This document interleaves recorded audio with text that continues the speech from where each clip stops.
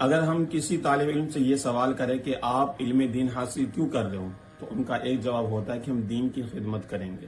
یا اگر ہم کسی تبلیغی سے سوال کریں کہ آپ جماعت میں کیوں جا رہے ہو، تو وہ کہتے ہیں ہم دین کی خدمت کرنے کے لیے جا رہے ہیں.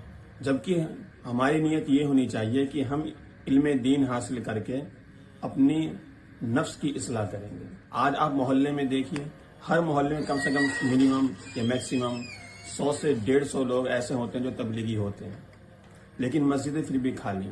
کیوں؟ کیونکہ ہماری بس نیت یہ ہوتی ہے کہ ہم دین کی خدمت کرنے جا رہے ہیں. اگر ہماری نیت یہ رہے کہ ہم اپنے نفس کی اصلاح کریں گے تو پھر مسجدیں بھی آباد ہوں گی، مدرسے بھی آباد ہوں گے، اور جو ہمارے طالب علم خطاب کرتے ہیں، بیان کرتے ہیں، ان کے بیان میں برکت ہوں گی اور لوگ سنیں گے اور اسے سمجھیں گے. آج ہم اپنی نفس کی اصلاح نہیں کر رہے ہیں، اس لیے ہمارے بیان میں اور ہمارے خطاب میں اور ہماری جو بھی باتیں ہوتی ہیں اس میں کوئی اثر نہیں ہے.